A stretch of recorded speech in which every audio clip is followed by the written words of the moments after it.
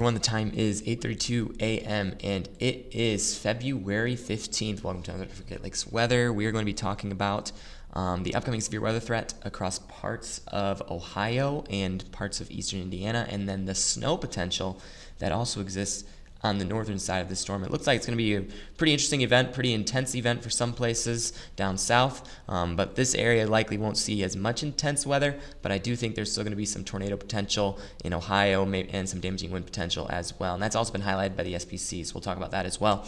Make sure to subscribe, stay updated, and get updates on all of the weather that is coming our way. We're going to be seeing also the potential for another winter storm come next week, and this one looks like it could be a real snowmaker across parts of the Great Lakes region, so we're going to talk about that later as well. But let's get to what we want to talk about at this current moment.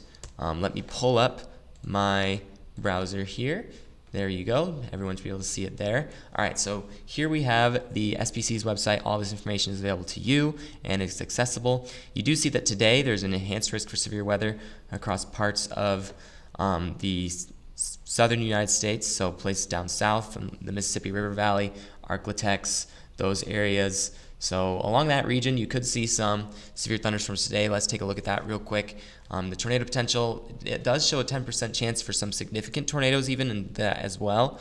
You do have that wind and hail threat associated with this as well. So that's a potential there that you're going to want to watch out for. So be aware of that and keep that in mind if you're down in that area. There is going to be potential for that severe weather today, and then also, and tomorrow is kind of going to be a bigger day across much of the eastern continental United States. You do see this long strand of enhanced risk. This was just updated by the Storm Prediction Center this morning, so you do have that enhanced risk across parts of this area, eastern Indiana, central Ohio. This also includes Cedarville, parts of Dayton, Columbus, all those places included, and then all the way down into Dixie Alley, you have that enhanced risk for, along with a chance of some tornadoes connected with that as well. So that's going to be a potential threat for this area. It's going to be something you're going to want to watch and be aware of.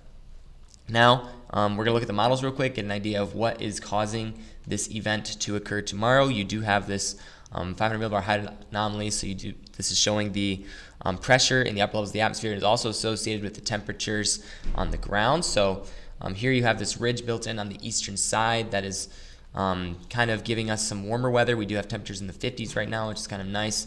You do notice this deep trough here on the back side. This deep trough is going to actually surge up into this area by Thursday evening. That is what's going to drive this low pressure system to move into the Great Lakes region, bringing snow to the north and then severe weather to the south. So you do have this setup here in place that's going to bring also cooler air behind it, probably temperatures in the 20s. Tomorrow you're going to have temperatures in the 50s today, and then in the parts of the 50s tomorrow as that storm moves through, and then Friday you do have that colder weather likely moving through much of the area. So that's going to move through, and then you have another ridge building in that could warm things up again after this system moves across the area. And then I do think there's going to be an ejection of colder air as we get into next week, and that colder air ejection is going to allow for a winter storm to possibly develop Tuesday into Wednesday, maybe Thursday as well. So that's something to watch and pay attention to. Could be something that we want to look out for. All right, so looking at the precipitation type and the rate that we will be having across parts of the Great Lakes region. Again, let's start at the beginning. You do have this system that's already moving through with some scattered rain showers, maybe some snow showers as well, something you want to watch out for. And you do have this snow moving through. This is going to be moving through on Thursday morning, about 7 a.m. You do have this line of storms also kind of on the northern edge of this low. You do see there's a lot of directional shear and speed shear connected with this setup, so that does mean these storms could be quite windy. And then this line of storms right here, I do expect to develop here in Indiana, is likely going to have that severe potential on the back side. Now, there's not as much directional shear, but there certainly is still going to be speed shear. You do have some storm relativity around the 200 values, and then you also have some CAPE in the atmosphere also with this, and lower cloud bases that will enable those storms to get closer to the ground. So On the northern side, you do notice that heavy snow, that sleet, that freezing rain, that little band.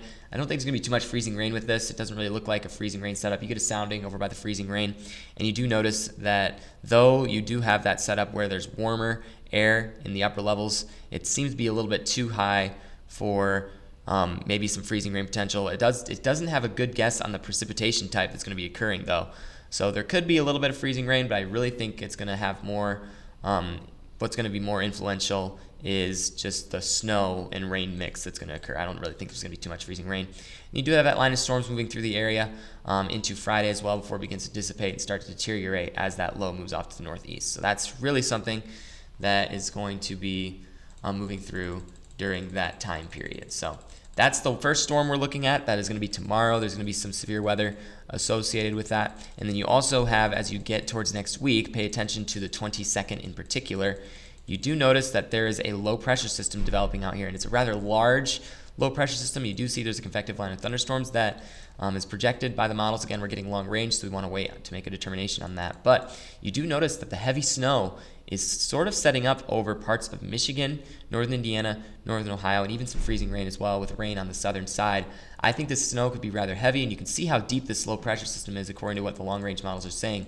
The deepness of that low pressure system could carry a lot of snow potential with it, and it could carry it through much of the Great Lakes region, and maybe even some ice on the back side of it as well. And then it'll start to cool down as we move through that particular time. So that's a bigger winter storm that we're watching. We've been watching it for a couple of days, and it could be impactful across northern portions of the Great Lakes region. But right now the focus is on the severe weather threat we do have on Thursday, so it's something to watch and pay attention to. All right, so let's look at the regional graphics and see exactly what we have going on here. You do see the threat for thunderstorms down in parts of Indiana, Kentucky, and Ohio begins as early as 7 a.m. You back it up to 12Z, you do see it begins as early as 7 a.m. during this time, and then progressing it off to the northeast, you do see by the afternoon we have that snow in parts of northern Michigan. The Euro model actually projects it to be a little bit farther north than the GFS, so that Euro model may shift south or may shift north. We'll have to see how things turn out, but you get a sounding ahead of the storms on the southern side, and it does show that marginal severe potential. It is going to be in the 60s down in that area, so it is still warm enough for storms to pack some punch with them, and you still have that low level wind shear as that moves through, and then you have that snow on the back side of that system that will likely also settle into Michigan later on. As we get into Friday morning, there will also still be some snow occurring. Let's look at the HRRR model, get an idea of what it's saying, because the high resolution model can be very helpful in forecasting these events. So let's look at as this system moves through. Again, you have that initial rainfall moving through parts of southern Ohio at 7 a.m.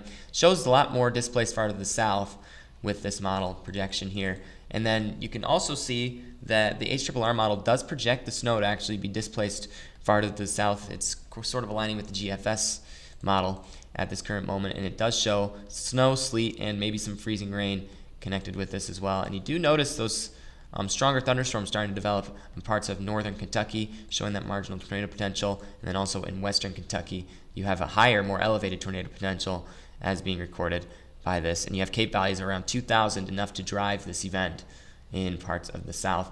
And this is very interesting because this will be a question of what type of precipitation we see here, because it does show a gap in between these different types of precip. So it's going to be something to watch for as that moves through, see if the snow is displaced far to the south, far to the north. We'll have to see how things turn out.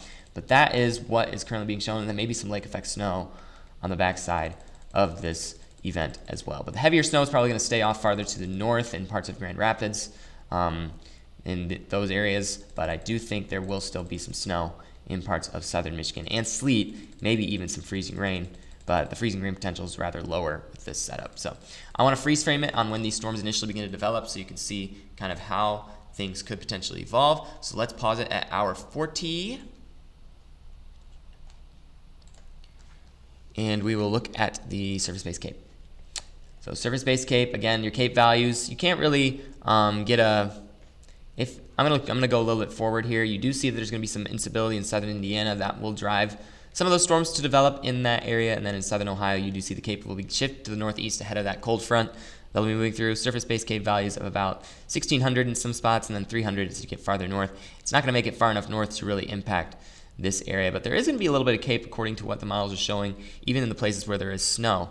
So it will be still an unstable atmosphere given the cooler weather in that area. And then your surface CAPE right here, again, showing some pretty large amounts of CAPE in that area. And then you also have your shear. Your shear is going to be very elevated. You got a lot of wind shear connected with this, very strong wind shear connected with this very deep trough that we have in parts of the Midwest that'll be lifting off to the northeast, and then that low pressure system ahead of it. So that shear will definitely drive some of this event. A lot of helicity in the atmosphere, especially when you go farther north. There will be a lot of spin, but that's going to drive more snow up there than anything else. It will be still rather windy probably with this event as it moves through. Supercell composite, you can see that there's the potential for some supercells shown by the models, and then you do see the activity here with the composite reflectivity. I'm showing a rather intense one a little bit just south of Cincinnati moving through that general area. Places where you can see potential updrafts. You see there's a lot of updraft helicity in this area, and it does show the potential of where a tornado could possibly occur. Those updrafts down in one larger one in parts of southern Indiana to watch. But a lot of people will be chasing northern Kentucky during this event, so that'll be something that they may be able to get to see. And then here is your photographs showing kind of the setup for this. You do have all that helicity, and you do have tornado-looking soundings, but again, this area far north is not going to have that instability, and it's going to be probably too cold for an event like that to occur. So it really is something that will influence this event. But you can see it is going to be a decent setup for storms. It's going to be something you definitely want to pay attention to.